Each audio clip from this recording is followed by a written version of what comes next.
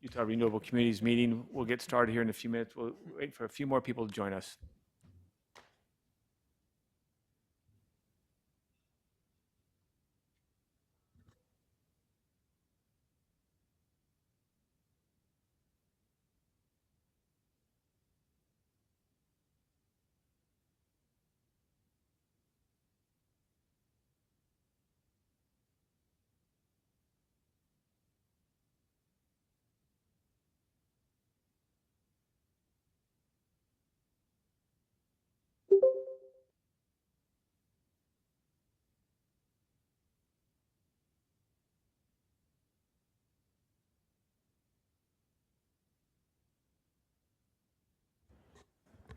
All righty. Welcome to the beautiful day here in Millcreek on this 1st of June, 2026 for the Utah Renewable Communities Agency Board meeting.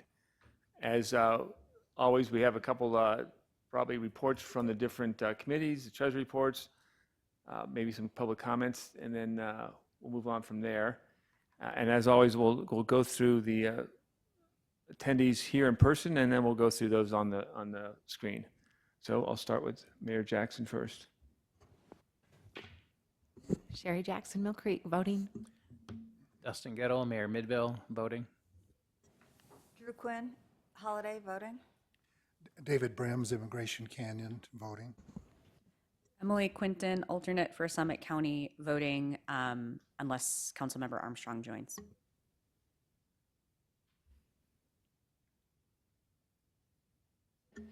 Glade Sowards, alternate for Salt Lake City, not voting. Samantha Pensari, Stewardship, Utah, just listening.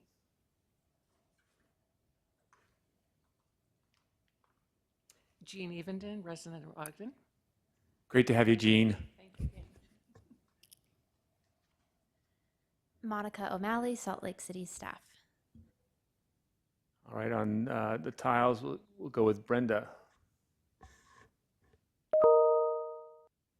Brenda Salter with the Division of Public Utilities. I'm just listening in. Thanks. Luke. Luke Carton, Park City alternate, not voting. Molly. Molly Miller, Park City, voting. Chris. Hey, Chris Colley, Town of Alta alternate board member, voting. Holly Smith. Holly Smith Holiday, alternate, not voting. Kyla. Kyla Topham, Springdale alternate. I will vote until Randy Aton shows up. Melody.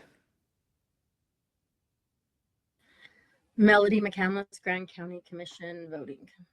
Dave. Dave Graff, Ogden City Council, voting. Lorenzo. Lorenzo Long, Ogden City alternate, not voting. Alexi. Alexi Lamb, Moab City alternate, voting until Councilmember Lofton Ryan. Steve. Steve Burton, Ogden City Council staff. Emily. Emily Paskett, Salt Lake County, alternate, voting. And Sophia. Sophia Nicholas, Salt Lake City staff. All right. Thank you, everybody, for joining us today. Moving on to the agenda items. 1.2, the current participation percentages are included in the board package. And then after tomorrow, we'll probably we'll be updating all that percentages and in the package as we move forward. 1.3, update on an ordinance adoption process. And this is, I'll turn the time over to Emily. Thank you, Mr. Chair. So we just put this on here as a dedicated agenda item just to give everybody an update where things stand with each of our communities considering the ordinance. So as of today, we have had 15 communities adopt the ordinance. 3 have voted no, and we have 1 left to vote. And I'll just run through those. So in order of decisions that have been made, those that have adopted the ordinance: Springdale, Summit County, Salt Lake City, Immigration Canyon, Moab, Park City, Ogden, Alta, Francis, Salt Lake County, Grand County, Castle Valley, Holiday, Millcreek, and Oakley. Those that have voted no, Kearns, Cottonwood Heights, and Colville, and then we have Midvale voting tomorrow. And just related to what Chair Dugan just said with the participation percentages, so looking back at our governance agreement for the Community Renewable Energy Agency, it talks about members withdrawing from the agency, either by giving notice to the secretary, or in this case, essentially otherwise having been, in quotations, deemed withdrawn. So I think with the 3 communities that have voted no, we would sort of deem them as withdrawn at this point. When I sent the board packet out last week, I did let them know, obviously they're welcome to attend meetings as members of the public if they're interested in it, but understand that they may have chosen not to attend today, even though tomorrow is technically the deadline for considering the ordinance. So that's the update, and we'll be sure to update the group after we hear about the Midvale vote. Thanks. Thank you, Emily. Any questions for Emily at this point? All righty, moving item 1.4. Because the first Monday in July falls on the 6th of July, we're looking to move pushing that moving July meeting to the 13th. And I think we're just going to make an administrative decision on that one, unless there's some really heartburn on moving it to the 13th. No, our discussion was just because of the 4th of July holiday, we were concerned that people would be out of town and that attendance would be limited, so we thought the 13th. It works better for me. I don't, hopefully it does for everyone else, but that's, okay. And Alex, can you confirm, I don't know if you can do that while you're doing your recorder duties, can you confirm that we can have this meeting, that this room is available on that day, on the 13th? Okay, thank you. All right, if there's no questions or concerns on that one, we're going to keep that as right now as the 13th for our next meeting in July. Moving on to item 2, the business matters. I will look for a motion to approve the May 4th, 2026 board meeting minutes. Mr. Chair, I move that we approve the May 4th, 2026 board meeting minutes. Sorry. I'll second. Tongue twister. And a motion from Mayor Gettle, and a second from Mayor Jackson. Any discussion? Hearing none, all in favor say aye. Aye. Aye. Aye, and I'm an aye also. That passes. Any nays? That passes unanimously. I'm moving on to item 2.3, which is the report of the committees, and I'll turn the time over to Chris on the communications group. Oh, okay, we'll go back to, sorry, Chris, stand by. We'll go back to 2.2, the treasury report. Thank you. I can comment on that. Like the last couple of months, there's only minor update to the treasurer report. There's 2 new invoices that have been paid. The first is to Pacific Core, and whenever we see that in the treasurer report, that is actually us reimbursing the Office of Consumer Services and Division of Public Utilities their cost for hiring third-party consultants to evaluate our program. It just goes through Pacific Core. And then there is another invoice paid to our legal and technical team. Those are the only changes this month. Thank you, Emily. Any questions for the treasury? All right, now we'll move on to item 2.3, the reports of the committee, and Chris with the communications group.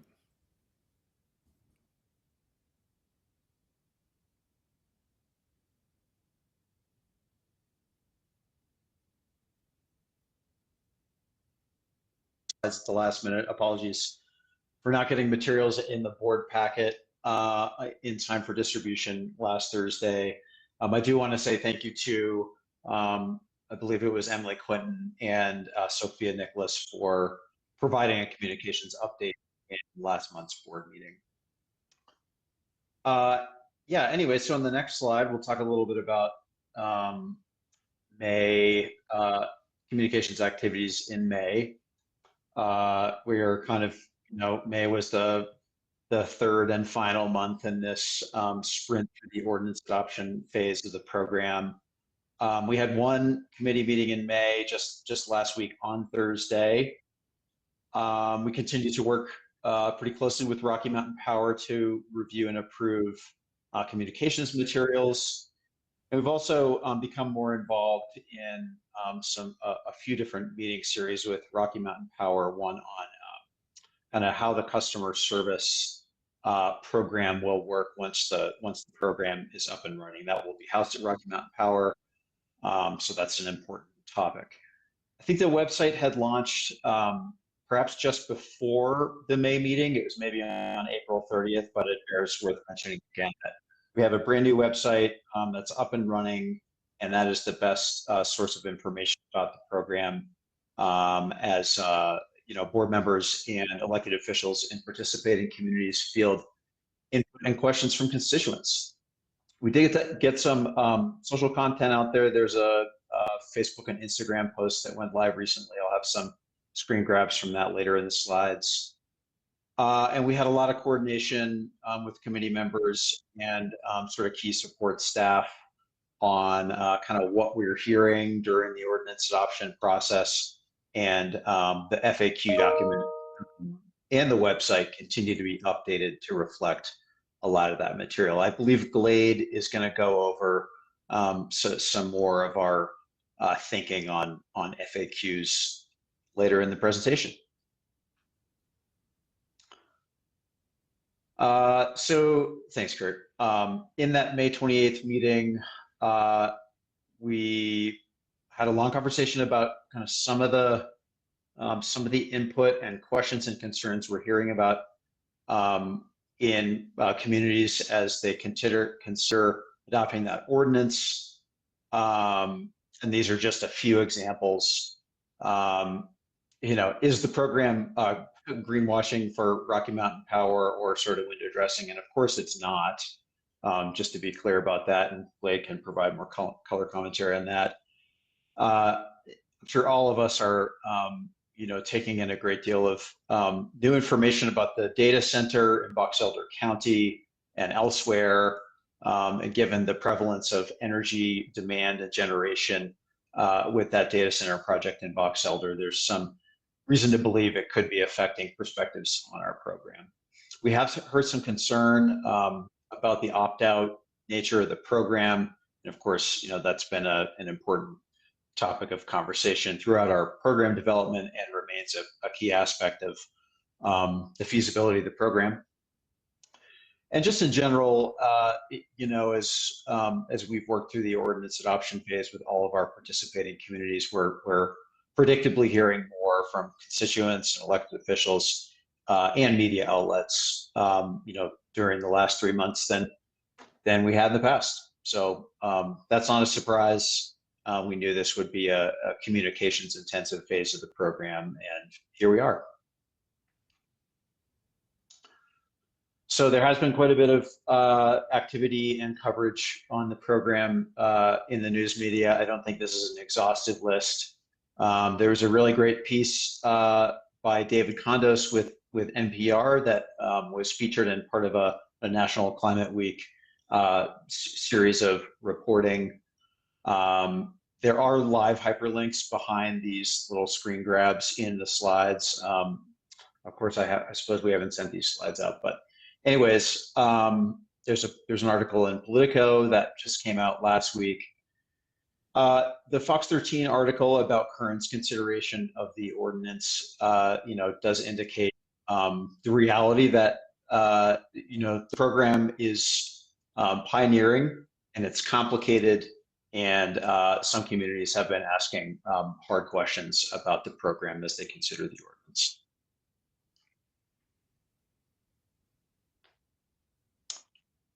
So again, the website launched just about a month ago. It's completely overhauled from the last website. I've included a couple pages on the new website that have been updated kind of most frequently of late, and those are the pages with information about eligible communities and their ordinance adoption decisions, and then the frequently asked questions. So yeah, please send any elected officials in your communities getting questions about the program to the FAQs page on the Utah Renewable Communities website that is accessible via a drop-down menu at the top of the homepage. Okay, some screen grabs from a really nice, let's see, I think you call this a carousel of Instagram and Facebook stories that Monica put together recently. It just went out last week.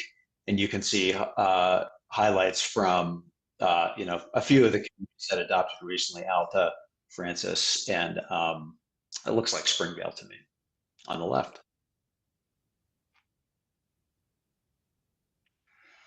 So just a reminder, I think we've been harping on this pretty consistently for the past few months. We are, now in this new phase of our relationship with Rocky Mountain Power, and in our ongoing collaboration with the utility about communications. We are trying to adhere to this, that we refer to the program itself, that was authorized by the legislature and recently approved by the Public Service Commission as the Community Clean Energy Program, as it is defined in the statute, whereas our coalition of communities developing the program is the Utah Renewable Communities. We are set to begin a discussion with Rocky Mountain Power in the next couple of weeks about whether we ought to maintain this kind of duality, or whether it might serve the program and our constituents better to rebrand the program or the coalition to have one tagline. So that's a big discussion. We've invested a lot in the Utah Renewable Communities brand, and we think it has some name recognition and some value. But again, the effectiveness of the program is really important. So we'll be taking that up, and we'll be discussing, where we want to go with that with the board going forward. So just another reminder that we are required under the utility agreement to work with Rocky Mountain Power to review each other's quote unquote news releases or publicly distributed promotional materials. We've worked through a large batch of URC developed communications assets. Those pretty much everything has been distributed to date, either by me or by Emily Quinton. Rocky Mountain Power has reviewed a couple pieces of material from participating communities, and we think they're really being pretty quick and efficient with those things. So if you need guidance on how to work with Rocky Mountain Power to review materials from your community, such as a press release or anything of that magnitude, you can reach out to us and we'll help you figure that out. Okay, communications assets. So this is what we have. It's all been out there for a while now. We will be working on some additional assets, primarily a flyer, kind of a one-pager that we can use to engage with our communities as we approach the launch of the program. There's one outlier, I think, which is some graphics that were intended to be printed on stickers. And on the next slide, I'll show you those stickers. Or maybe, I wonder if, oh yeah, okay. Well, we have some stickers. I tried to get another slide in here showing some sticker graphics, but we will send out some simple graphic files that your communities can use to print out stickers to promote the program here in the next little while. Anyway, so June 2nd is the end of the current ordinance adoption phase. We'll be in a brave new world with a refined roster of participating communities, and we'll be heading towards program launch. This is yet another really important communications intensive milestone. So we'll be working on some additional assets with Penna Powers. We still have funding left in a couple of the different contracts they've been hired under to do communications work. We have a series of upcoming meetings, a couple different meeting series rather, with Rocky Mountain Power on customer service and rebranding. We're going to get some newsletter and social content out there once the ordinance adoption period is formally closed. Committee meetings, we're going to attempt to try to have 2 monthly communications meetings, hopefully on the second and fourth Thursdays of the month. Please continue to be in touch with us, as you continue to hear more from your constituents with questions and concerns about the program. It really helps us in the communications committee and key support staff think about how we present the program and what support we provide to you and your communities going forward. So thanks for everything you've done to help us understand the questions you're getting and some of the challenges you're facing with messaging. And we're looking forward to the next phase.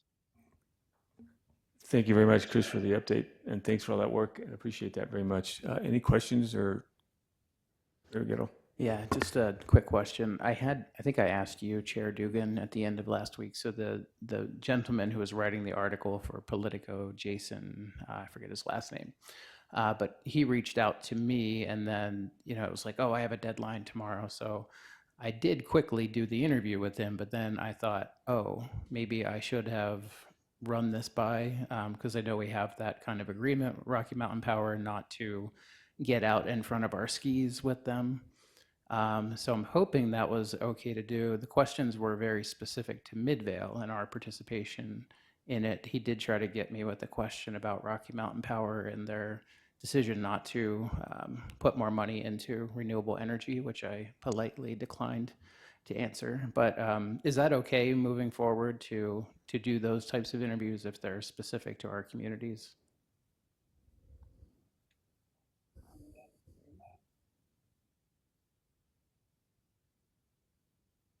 Media contacts and especially questions about your community and the values you're weighing in making the decisions. I think that's totally fair game.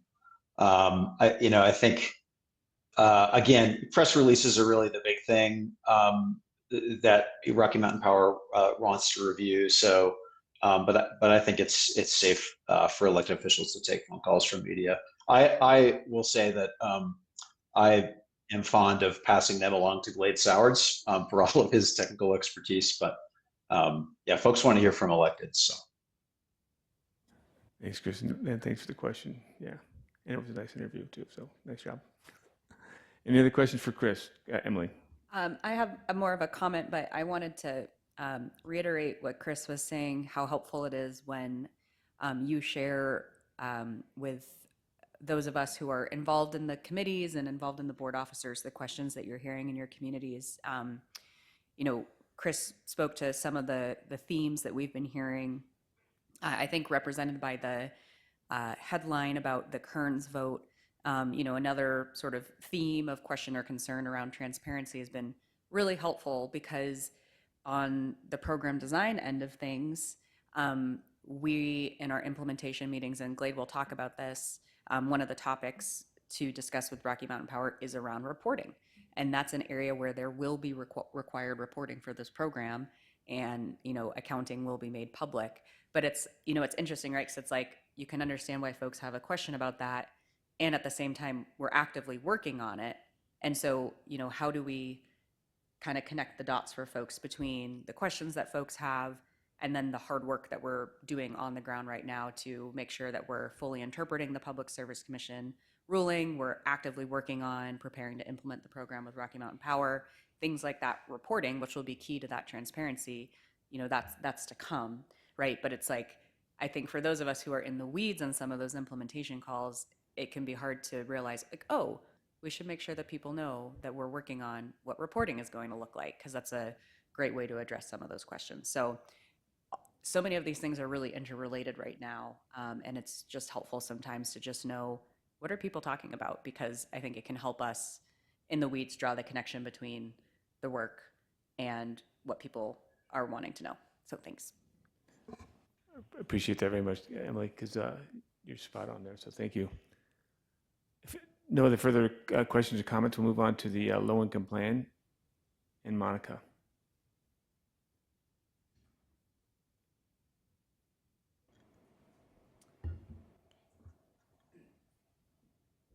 Thank you, Mr. Chair.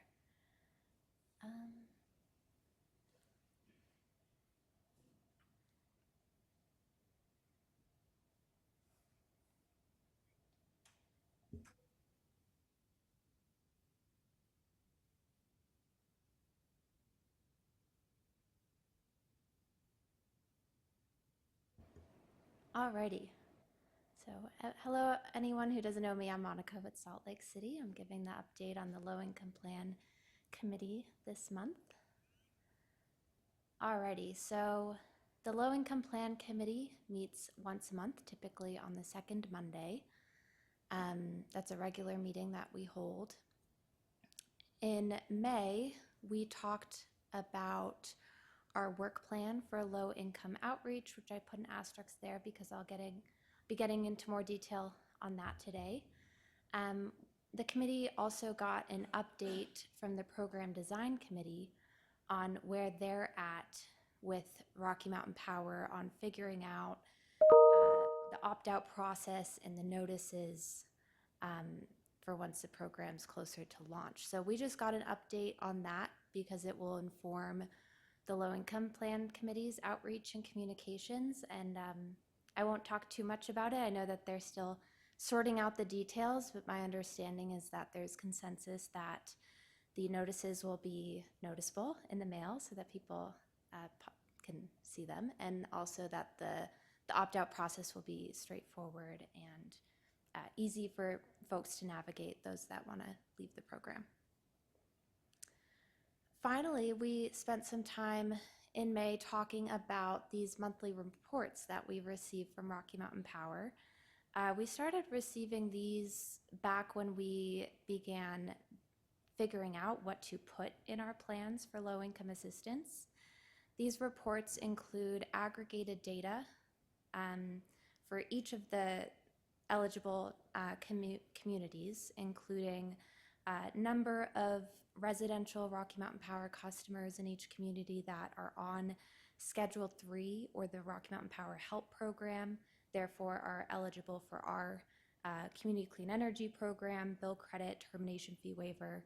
So there's a number of households on that included in the report, as well as those that are residential customers that aren't on Schedule 3.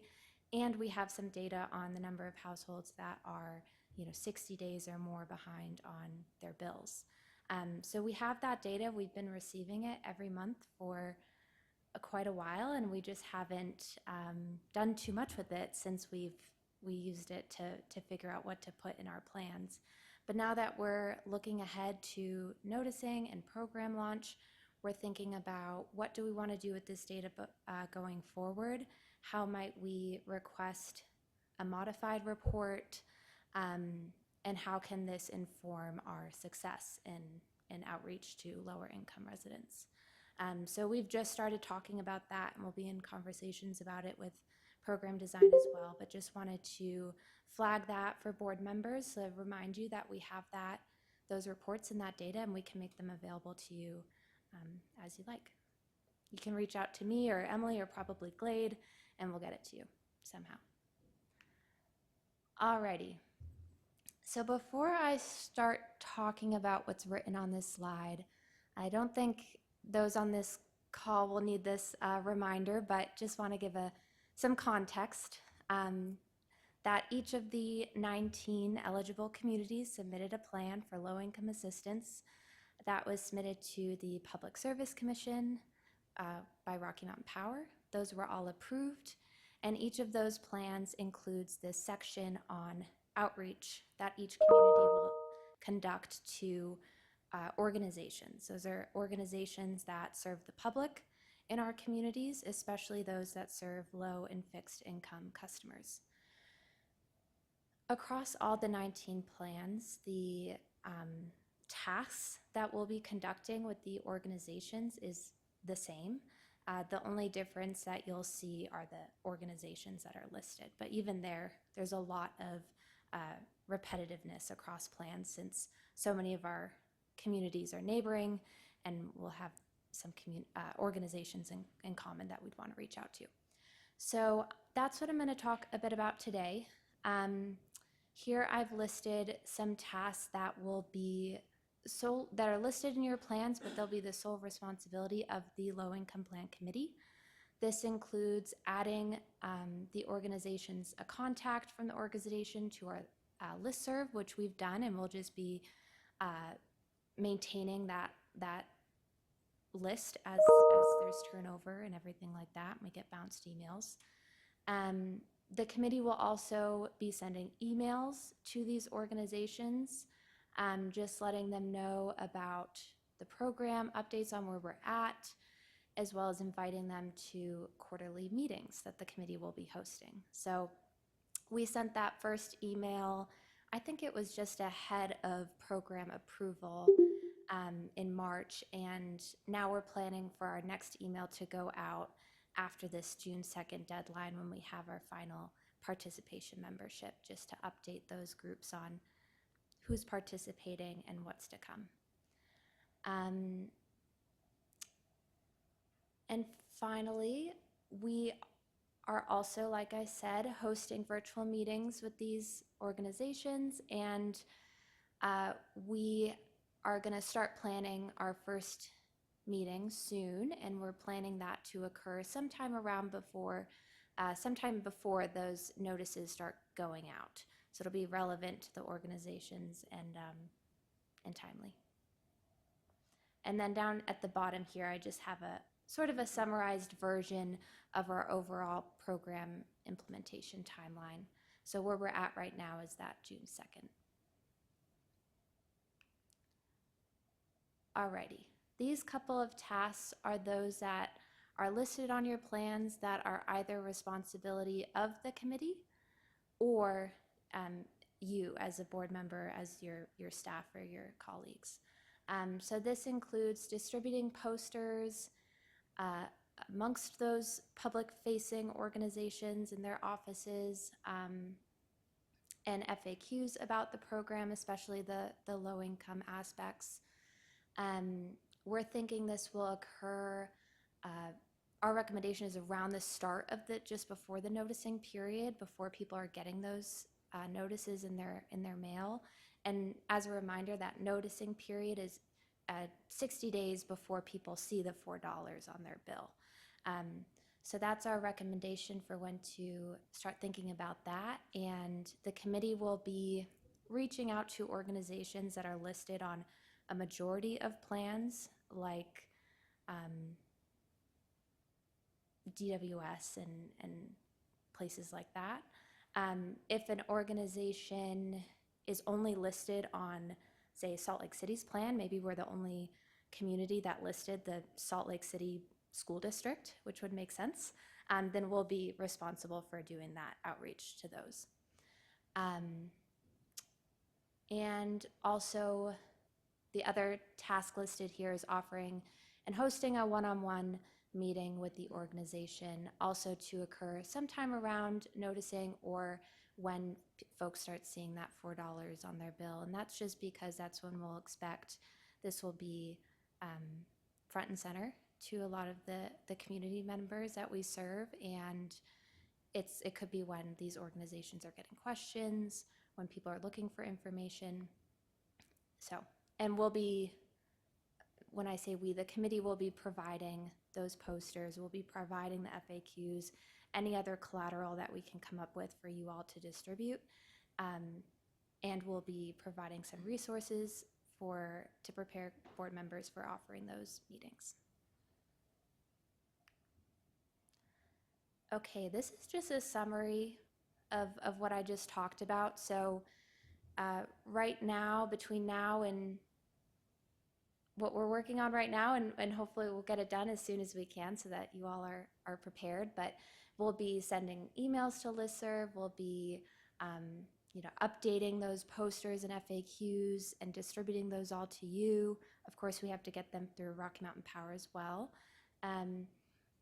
And we also have what we call like this listserv matrix, which is all the organizations listed across all of our plans and who's listed them, so that it identifies areas of overlap. So we'll be sharing that out with you, where we can say, hey, Holiday and Salt Lake City both listed this organization. You two can work together on reaching out, offering that meeting, and giving them the posters and stuff. So that's what we're doing right now. And then, like I said, just before noticing period, throughout the noticing period, throughout the opt-out period is when we'll be doing that virtual meeting, distributing the information, collateral, and offering meetings. So, alrighty. Next steps, looking ahead, our next meeting will be a week from today on the 8th. We'll be starting to plan our first virtual meeting that the committee will host with these organizations. And we'll also, like I said, just prepare to support you all with this outreach. I think that's all I have. Thank you, Monica. Any questions for Monica? This is a big deal moving forward after June 2nd. This is one of our biggest things to do, is make sure the communications to the low income, those on the help program, Rocky Mountain Power's help program, but also those who are not on the program but are eligible for the program. It's just as important for both groups for them to have the information for us. And we need to make sure that we are really focused on this, laser focused on this, because it is so important for us to look out and reach out to everybody. So thank you very much, Monica, and thanks to the committee for all their work. Thank you. I will now turn the time over to Glade on the program design side.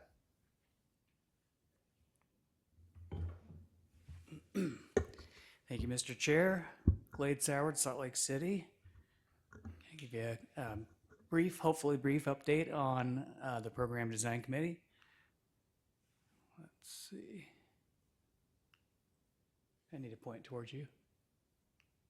There we go. Okay, our membership remains unchanged and looks to be going forward as well, given our ordinance adoption. As for activities this month, we had 2 meetings of the committee itself on May 11th and 26th.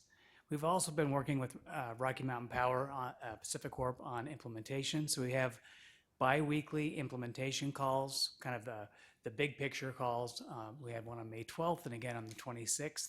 And then off cycle from that, in the interim weeks, we've been having calls with members of their customer service department, sometimes as many as 12 folks from the company, which we take as a good sign that they're serious about implementing the program and moving ahead, since we have the program approval. We also had a specific kind of topical call with the Pacific Corp Treasury on the 20th of May to talk through issues about accounting going forward, setting up escrow accounts, and things we'll be talking to you about in future meetings.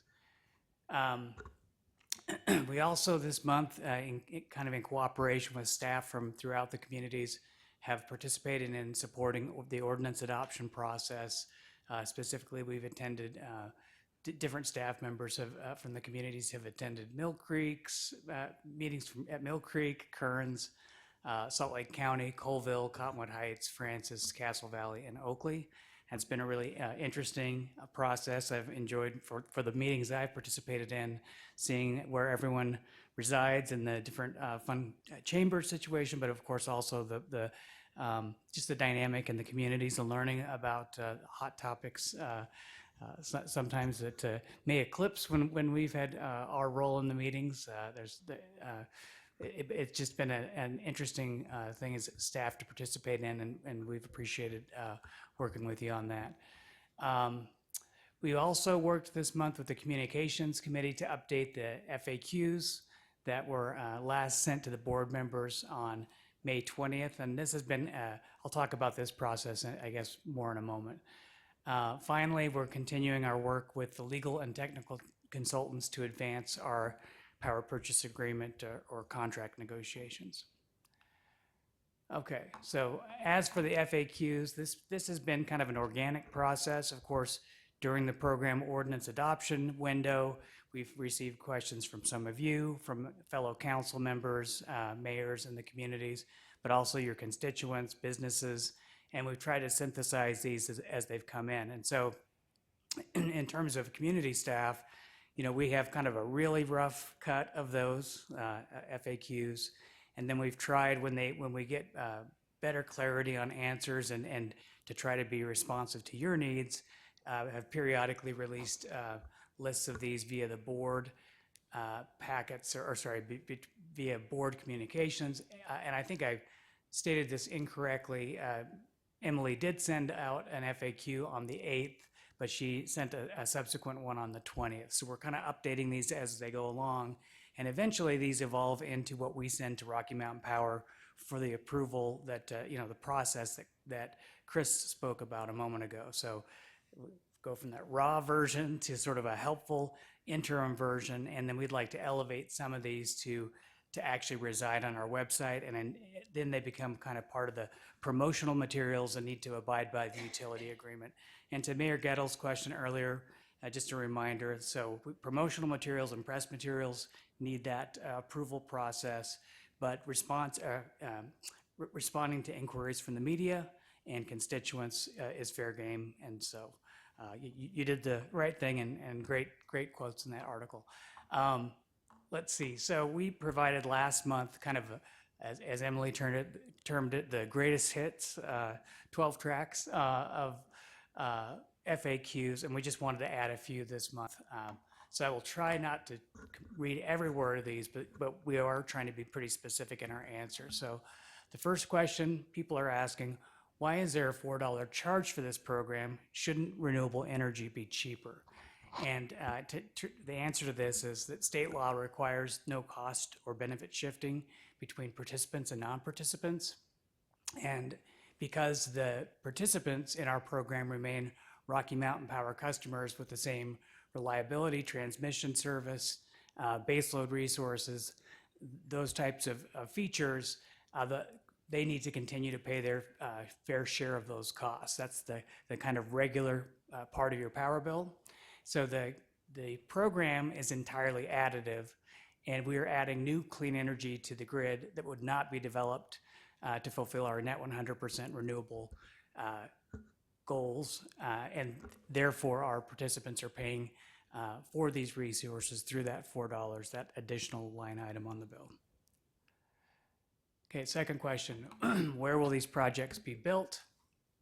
There's interest, of course, if we're going to support this, to have local development. So in our RFP from last year, we solicited projects within PacifiCorp's Eastern Balancing Authority, so PacifiCorp East or PACE, and that roughly corresponds with Rocky Mountain Power's footprint. So Idaho, Utah, and Wyoming. That said, the RFP process scoring system did give additional points for projects specifically located in Utah. So they do have an advantage in that process. The locations of the projects that are ultimately selected will be made public when we take our power purchase agreement.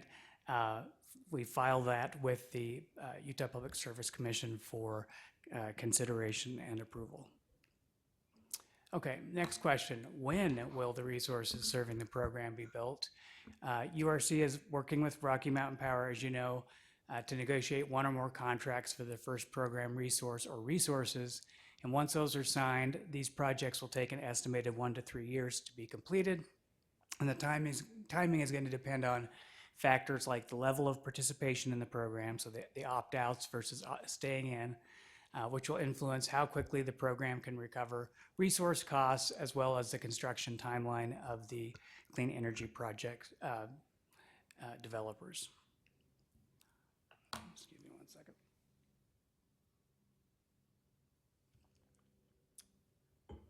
Okay, next question. Is getting involved in how the grid is powered an unusual role for local governments to play? This has come up in a few of the councils that we've assisted with.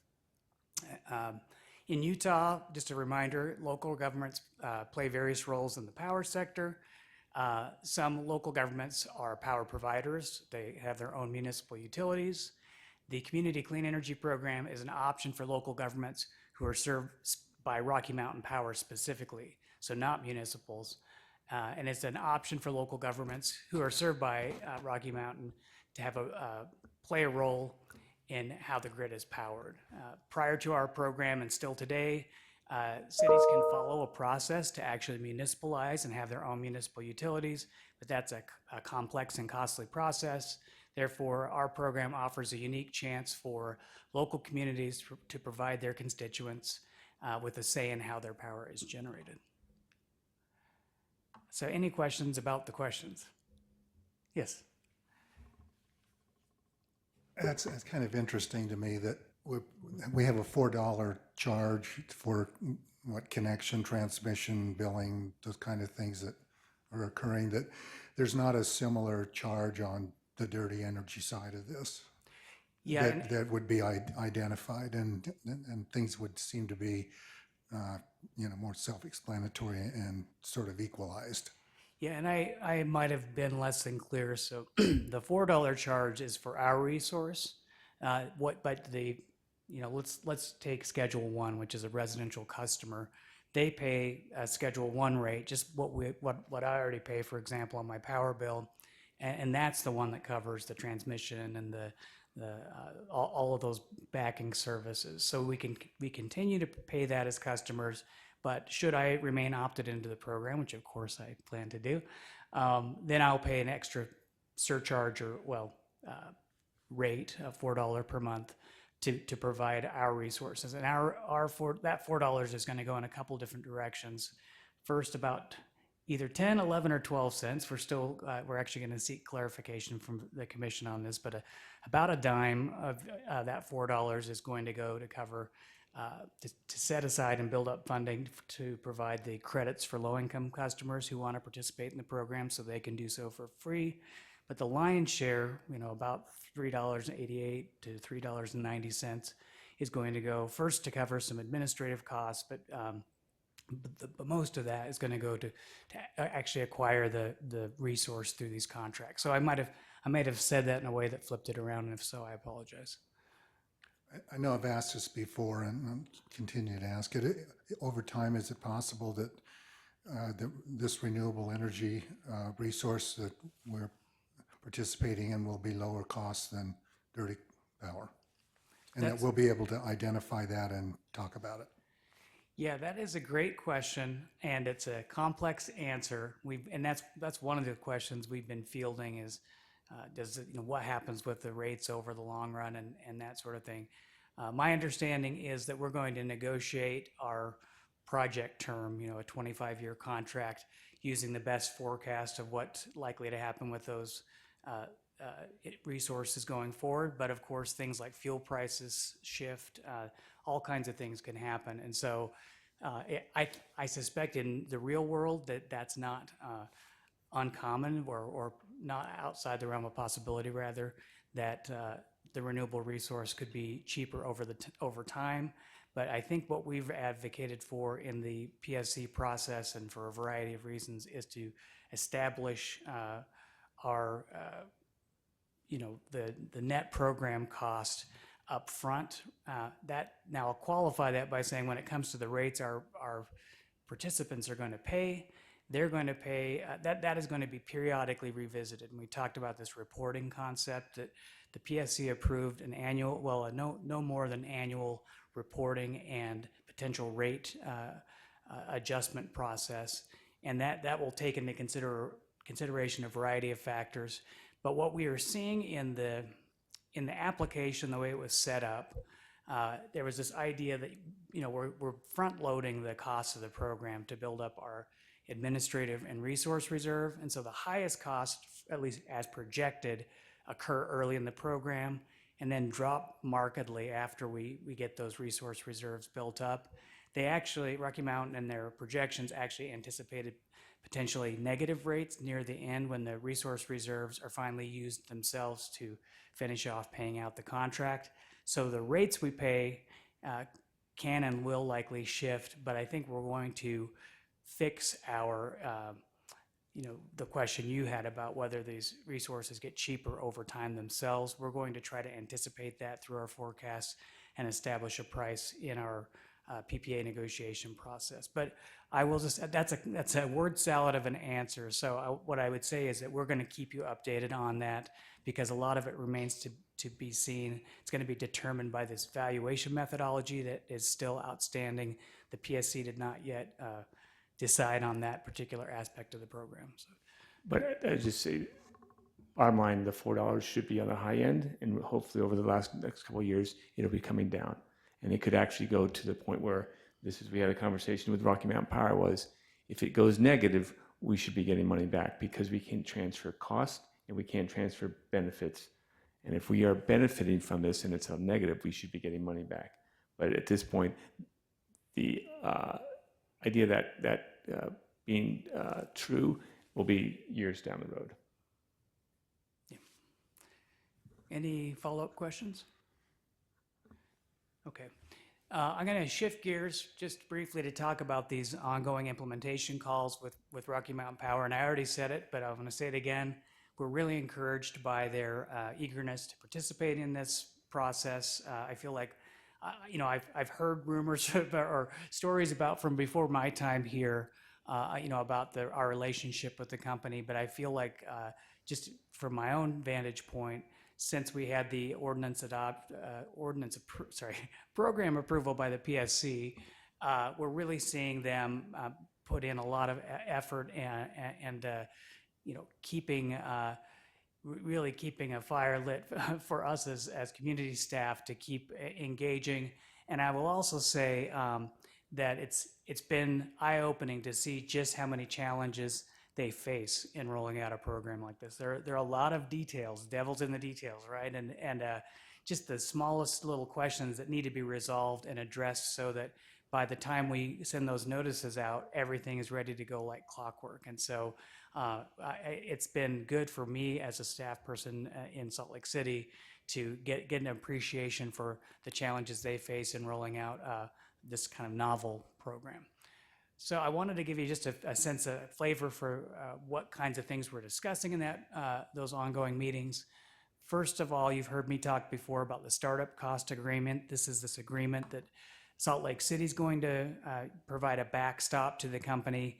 The first thing that needs to be paid when our revenue starts coming in, hopefully beginning in January of next year, is the cost that the company has already incurred to set up their billing system, their 1-800 number, all this staff training, all kinds of things that has to happen up front before revenues come in. And so we needed to provide assurance as the URC that those are going to get paid back in the event that the opt-outs are higher than we had anticipated. Salt Lake City's been working on that. We've got ongoing meetings. We've got to resolve just a few remaining legal issues, and we're also going through our budget process, but that process is moving along. I think Chris already mentioned that our press release kind of review process and approvals has been going really smoothly. The company's been turning those around quickly, and we appreciate that. We have, I mentioned before, is it 10 cents, 11 cents, or 12 cents for this low-income surcharge? There are a lot of questions that the way that the PSC approved the program application, they didn't go into, they didn't create a lengthy document that addresses how every single item was ruled upon. They essentially said, we approved the entire application as modified by testimony in the docket, except where we say otherwise in this order. And so there were some details in there that were a little confusing, both on our side and on Rocky Mountain's side. And so the company, on our behalf and for them as well, have filed a motion, or will be doing soon, seeking clarification on that question. We probably have similar motions going forward when we're kind of when we get stuck and aren't sure exactly what was decided upon by the order. So that's pending. We also have a Schedule 100 tariff sheet. So this is the sheet that just or the document that lays out all the particulars of how the rates are set up and how the opt-outs will work and termination fees and all of that. That needs to be updated, but some of this is sequential. We need to have, for example, the answer on the motion seeking clarification for the low-income surcharge before we can complete the Schedule 100. And similarly, we are working with the company to revisit the noticing letters, both for residential and non-residential customers. I'll back up and say the Schedule 100 tariff sheet, these notice letters, a lot of this stuff was included kind of in draft form in our program application. And now that we have an approval by the PSC, some of the details have changed from the way we worded it before.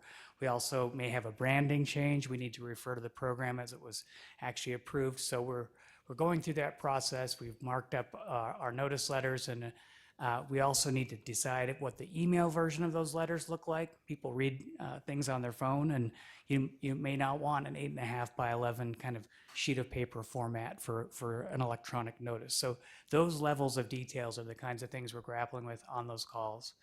In terms of rate collection, prep, and planning, there's just a lot of questions that we hadn't anticipated to date in the process. So do we prorate the $4 if you enter or leave the program at a certain point in time? What do you do with those extreme delinquencies on bills? What happens with budget billing? Some people get billed an even amount every month. It's updated once a year. And does that $4 charge immediately show up? Those kind of like in the weeds issues are what we're trying to suss out on these calls. We are also going ahead with our resource valuation methodology process, and we're having our program resources revalued, and that's something that needs to be determined. That's still outstanding, wasn't included in the PSC's order, so we've been discussing that on these calls. I mentioned this call with the Pacific Corp Treasury folks for program accounting and setting up escrow accounts, and we'll be talking to the board in future meetings about how to move forward on that. And then finally, last two items, we just have this whole list, as I've kind of indicated here, of what was and wasn't actually approved in the program approval by the PSC, and we are trying to, the goal is to ultimately have that sort of memorialized in some sort of docket or document so we can go right to it when we get one of these questions and not have to keep digging through, tons of testimony and things like that. Finally, on Friday of this week, we are having a program branding meeting. Mayor Brems brought up, I think, at the last board meeting, maybe it'd be better just to have one name to refer to the program, but there's some pros and cons associated with that. So that'll be an item discussed, and also just how the program is represented on Pacific Corp's website and materials going forward. So we look forward to that meeting. Any questions on program implementation? I don't see any. Go ahead, Clyde. Okay. Just a quick update on the contract negotiation process.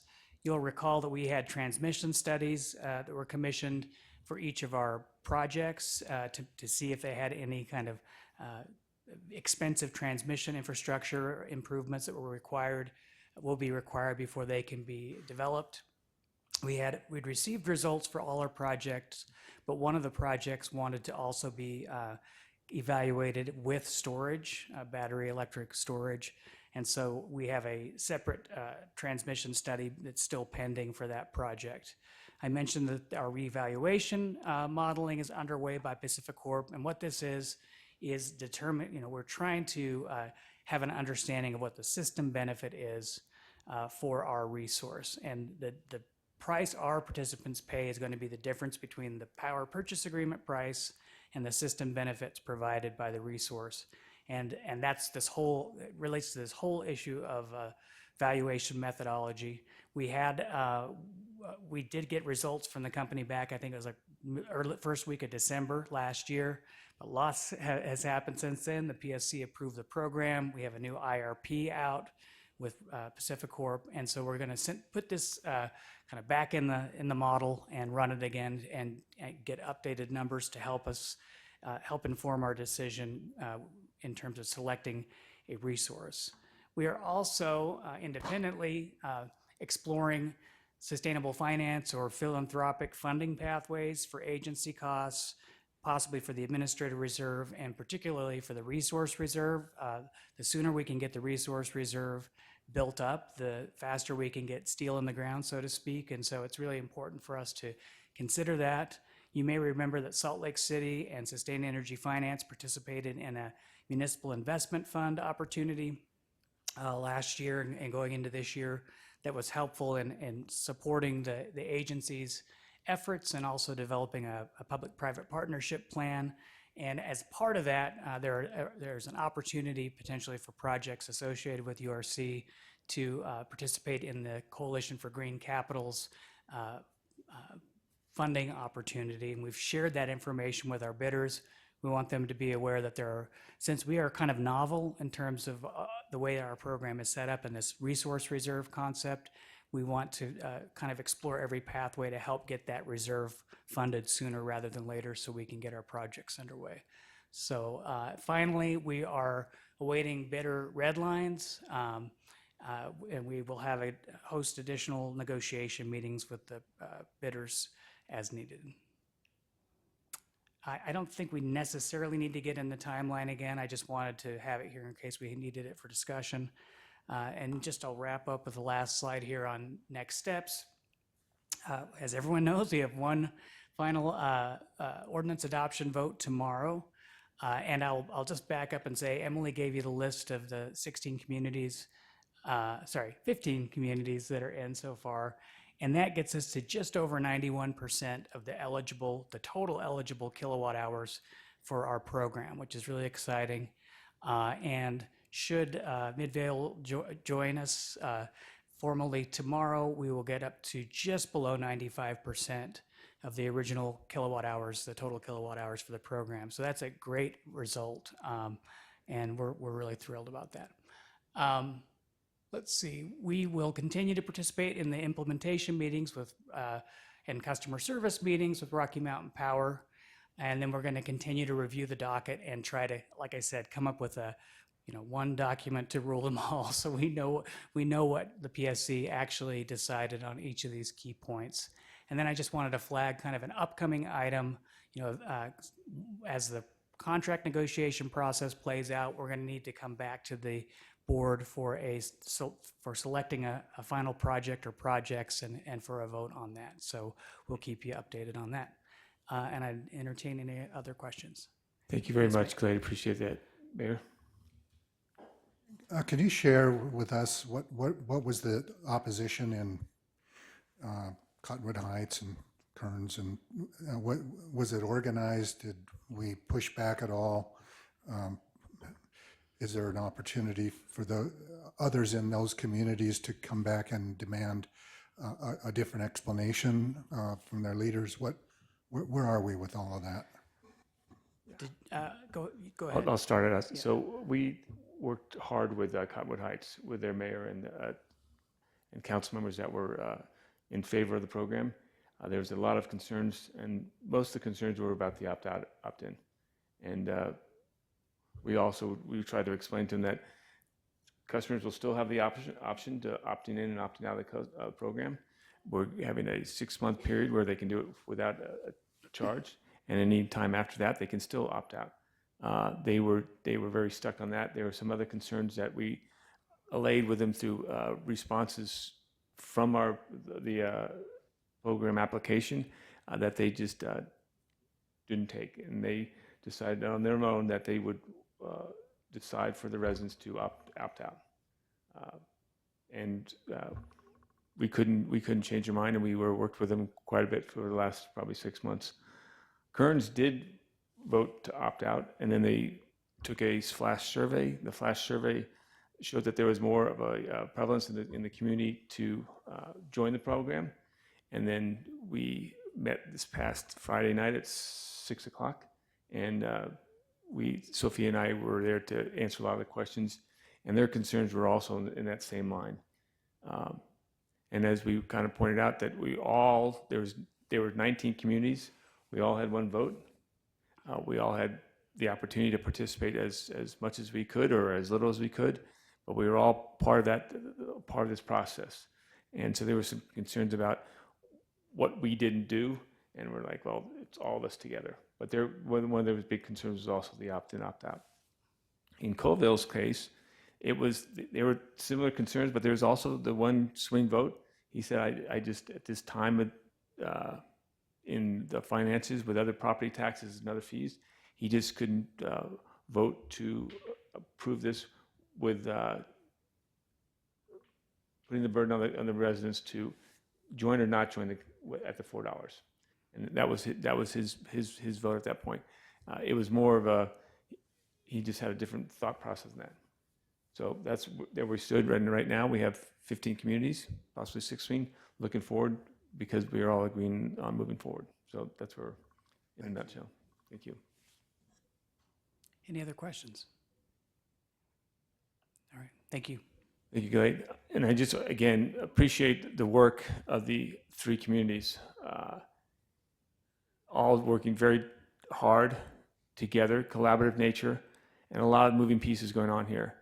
The program design committee and Glade and our energy consultants and Emily have been diligently working difficult issues and difficult topics across the board. So I appreciate everybody's effort.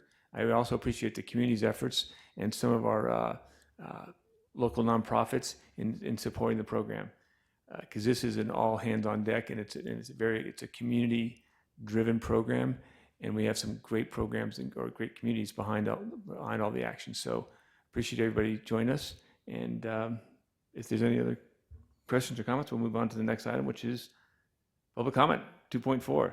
Anyone out there in the public? We'll give you 2 minutes to say something. Jean is in person here, and she wants to say something. I do. I really appreciated the opportunity to come today. Emily and I had a great lunch and got to meet for the first time, and it means a lot to see you all in person. Sitting here just thinking of adjectives to describe what I've seen over the last 4 or 5 years.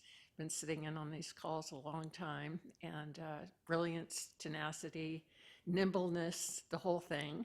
I had a 35-year career with the Forest Service, and once I retired, I never thought I'd sit in on another meeting in my life.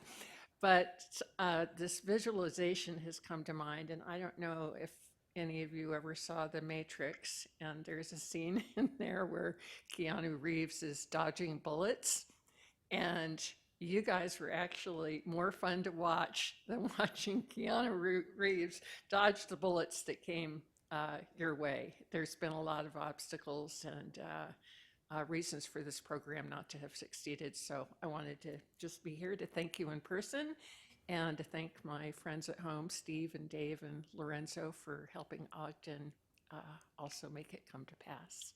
And I have something for you, Dan. I'd have something for all of you, but I chose your fearless leader. And Thank you. choose to put that up, I hope it just makes you think about your success with this program, and I appreciate the additional work that has to happen between now and the end of the year. So I'll probably still be joining you vicariously. So thank you. Thank you, Jean. Appreciate that very much. Samantha.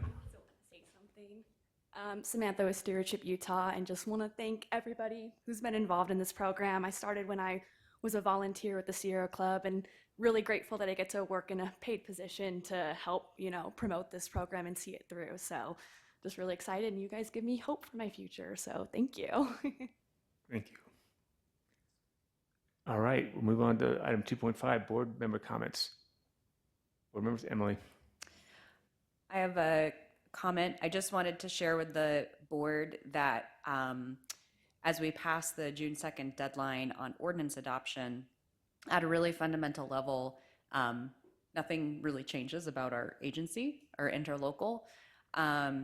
We have looked through that recently, and Glade and I had a chance to speak with a member of the Summit County Attorney's Office team, just to make sure we're not missing something. But really, the governance agreement was written in mind to not just get us through the phase we're passing right now in terms of the design of the negotiation, applying to the Public Service Commission, adopting the ordinances, but on into the future.